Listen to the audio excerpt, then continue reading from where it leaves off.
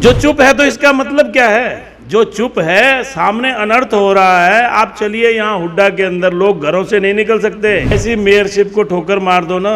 ऐसी मेयरशिप का क्या करना? लोग गालियां दे रहे हैं, लोग खून के आंसू रो रहे हैं। आप विकास की बात करते हैं, इतना जरूर है पानीपत के अंदर सिर्फ 100 आदमियों का विकास हो रहा होगा। 40-50 इनके नेता हैं और 40-50 जो प्रशासनिक अधिकारी हैं। प्रमोद विज किसी न किसी बड़े नेता के दबाव में रहते हैं, जो वो आवाज़ नहीं उठाते। कोई ना कोई तो कारण है। आपको इतने भारी बहुमत से पानीपत की जनता ने जितवाया, आपके आगे शहर लुट रहा है, आप बोल नहीं रहे हैं, तो उसका कोई तो कारण होगा। या तो आप मिले हुए हैं या आप किसी के दबाव में। बोलना तो पड़ेगा। ये शहर की जनता पूछ रही है, पानीपत पूछ रहा है कि क्यों नहीं बोल रहे। शहर लुट रहा है, गरीब आदमी के खून पसीने का पैसा लुट रहा है, दोनों हाथों से लुट रहा है। 2 साल रह गए। एमपी साहब जब आएंगे, गलियों में आएंगे, सड़कों पर आएंगे, तो उनको जनता बताएगी ना। जनता इंतजार कर रही है।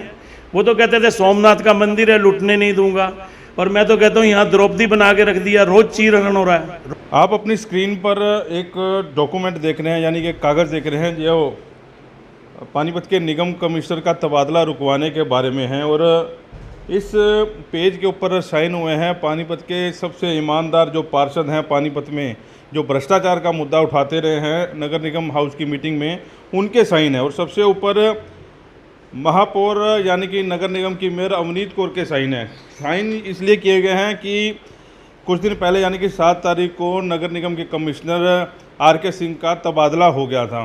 तबादला इसलिए हुआ था क्योंकि पार्टी के पार्षद जो हैं लोकेश नागरू, संजीव दहिया, विजय जैन, ये सारे विपक्ष में थे कि कमिश्नर का तबादला होना चाहिए। भ्रष्टाचार जो है जमकर हो रहा है। शहरी विधायक जो बड़े ईमानदार हैं वो भी ये कहते हैं कि जो निगम में भ्रष्टाचार है वो चरम सीमा पर है, लेकिन कार्रवाई कौन करे। अब निगम कमिश्नर यहाँ से जा चुके हैं। कल शाम को उन्होंने अपना चार्ज जो है यहाँ से छोड़ दिया है। यही तो होता आया कि लोकेश नागरू कहते हैं जब तक निगम कमिश्नर का तबादला नहीं होगा तब तक वो अपना जो इस्तीफ़ा है वो वापस नहीं लेंगे। मुद्दे की बात पर आता हूँ। ये लेटर सामने आया तो इसमें हम लोगों ने देखा कि 23 से 24 पार्षदों के इस पर साइन है कि निगम कमिश्नर का तबादला जो है रोका जाए।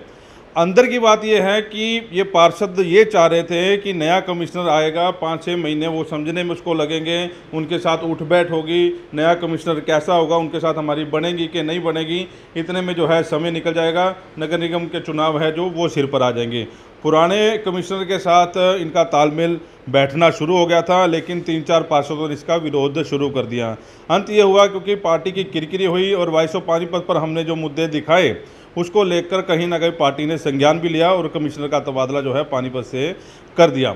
बड़ी बात यह है कि कई दिनों से यानी कि 7 तारीख से तबादला हुआ और 14 तारीख को ये लेटर सामने आता है जिसमें कई पार्षदों के साइन होते हैं और महापौर का साइन सबसे ऊपर है कि निगम कमिश्नर को पानीपत में रोका जाए।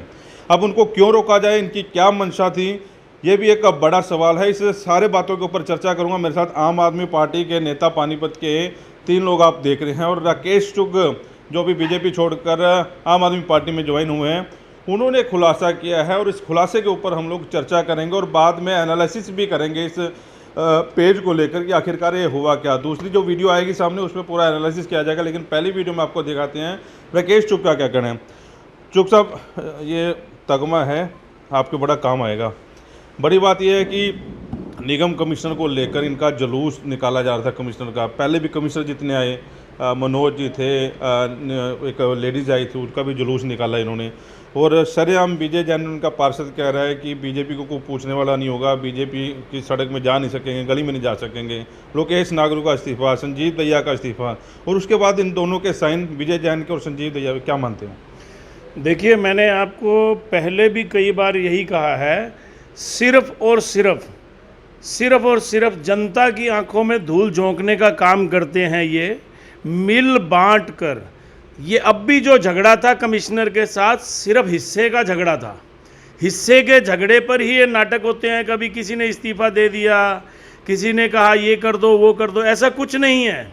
सब एक हैं, सब एक हैं, मिल बांट कर एक हैं। मैंने आपको जो ये सफाई का ठेका हुआ है 3 करोड़ 53 लाख में, जो आज से 1.5 महीना पहले वाला उसी कंपनी का कैंसिल किया 3 करोड़ 17 लाख रुपए वाला, उसको 3 करोड़ 53 लाख 1.5 महीने बाद पास कर देते हैं।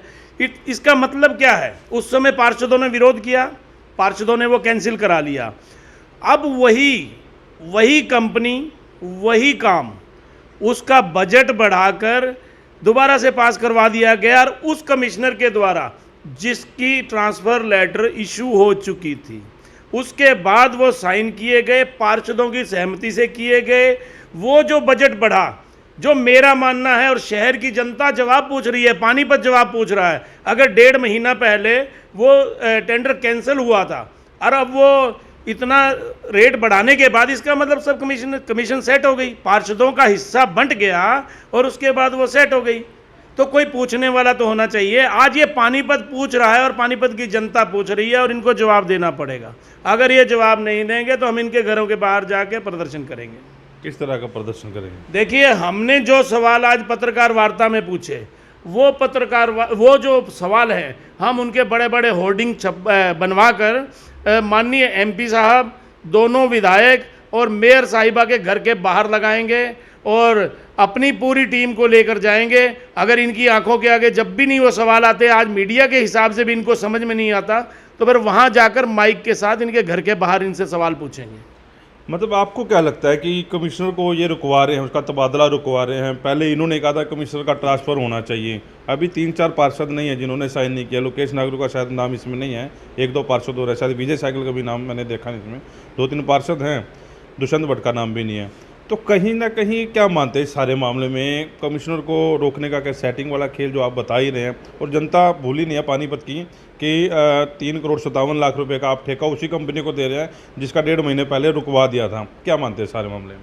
मैंने आपको पहले भी बोला, ऊपर से लेकर नीचे तक सब पैसे का खेल है। अगर आप इसके बारे में दोबारा मेरे से पूछ रहे हैं, स्पष्ट है ना, 1.5 महीना पहले जिस कंपनी के ऊपर और जिस टेंडर के ऊपर पार्षदों को एतराज़ था और वो टेंडर कैंसिल करवा दिया गया, उसी टेंडर को इतने लाख रुपए बढ़ा के दोबारा से स्वीकार कर लिया गया।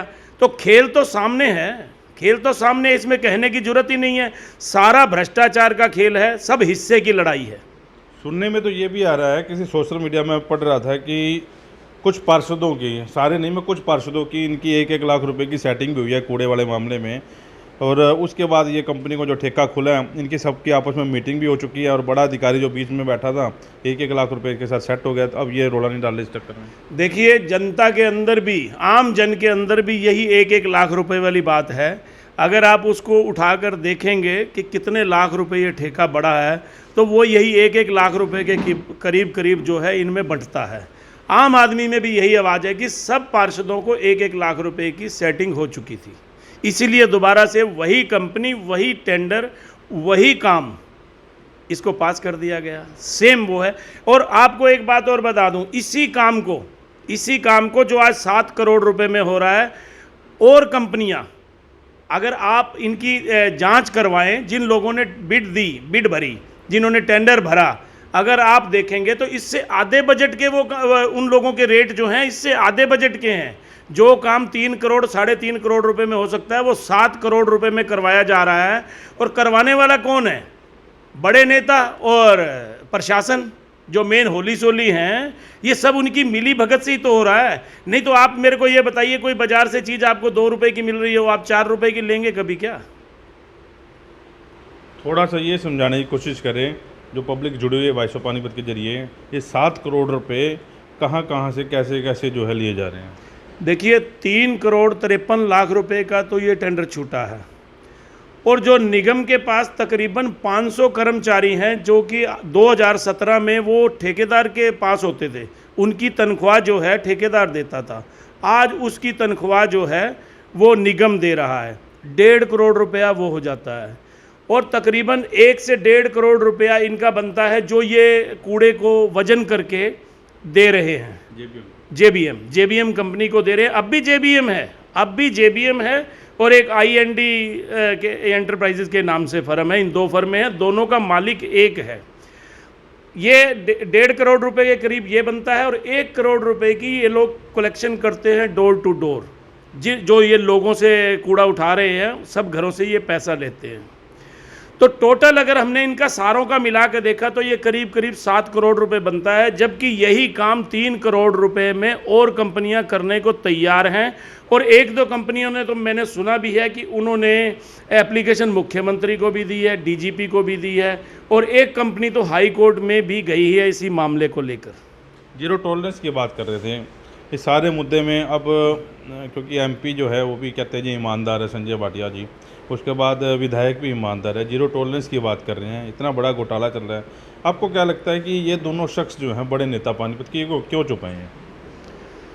देखिए, मैंने हर बार एक ही बात कही कि सबका हिस्सा है, सबका हिस्सा है, इसीलिए चुप है। नहीं तो एक बात बताओ, मेरे घर में अगर गलत काम हो रहा है, मैं घर का मालिक हूँ, मेरे घर में गलत काम हो रहा है और मैं आवाज़ नहीं निकाल रहा। प्रमोद भी साहब के ऊपर अब सीधे सीधे एलिगेशन लगा रहे हैं और उनकी आज तक कोई बात सामने नहीं आई कि डायरेक्ट उनका कहीं हिस्सा है या इनडायरेक्ट कहीं हिस्सा है। मैं आपको आपके चैनल द्वारा दिखाए हुए ही 10 क्लिप ऐसे दिखा दूंगा जिसमें प्रमोद विज ये कहते हैं कि भ्रष्टाचार है। तो उस भ्रष्टाचार के खिलाफ उसको दूर कौन करेगा? शहर के मालिक तो आप हैं, शहर ने आपको जितवाया था, भारी बहुमत से जितवाया था। वो आप बात दूसरी तरफ जा रहे हैं। भ्रष्टाचार वो तो बोलते ही आए हैं, अभी भी कहते हैं कि प्रेस कॉन्फ्रेंस करके खोलूंगा, सारे राज कर लूँगा, लेकिन आप ये कह रहे हैं कि इनका हिस्सा है। इस बात पे थोड़ा सा कन्फ्यूजन होगी। देखिए, मैंने आपको ये कहा कि प्रमोद विज किसी न किसी बड़े नेता के दबाव में रहते हैं, जो वो आवाज़ नहीं उठाते। कोई ना कोई तो कारण है, नहीं तो अब कभी उनको ये कहा जाता है कि आप निगम में, एमपी साहब द्वारा कहा गया कि आप निगम में दखल नहीं देंगे। क्यों नहीं देंगे भाई, क्यों नहीं देंगे? आपको इतने भारी बहुमत से पानीपत की जनता ने जितवाया, आपके आगे शहर लुट रहा है, आप बोल नहीं रहे हैं, तो उसका कोई तो कारण होगा। या तो आप मिले हुए हैं या आप किसी के दबाव में हैं। हाँ, ये बात कह सकते हैं, आप किसी के दबाव में हैं। मैं तो बोल ही रहा हूँ कि या तो आप देखिए, या तो आपके घर हिस्सा पहुँचता है और या आप किसी के दबाव में हैं। सारा शहर कहता है आप ईमानदार हैं, मैं भी बोलता हूं कि आप ईमानदार हैं, लेकिन कोई तो कारण है कि आप बोलते नहीं। बोलना तो पड़ेगा। ये शहर की जनता पूछ रही है, पानीपत पूछ रहा है कि क्यों नहीं बोल रहे, शहर लुट रहा है, गरीब आदमी के खून पसीने का पैसा लुट रहा है, दोनों हाथों से लुट रहा है। लेकिन एमपी साहब तो कहते हैं कि वो भ्रष्टाचार है ही नहीं है पानीपत नगर निगम में, वैसे ये मीडिया का हुआ बनाया हुआ है। कोई नहीं, 2 साल रह गए, एमपी साहब जब आएंगे, गलियों में आएंगे, सड़कों पर आएंगे, तो उनको जनता बताएगी ना। जनता इंतज़ार कर रही है।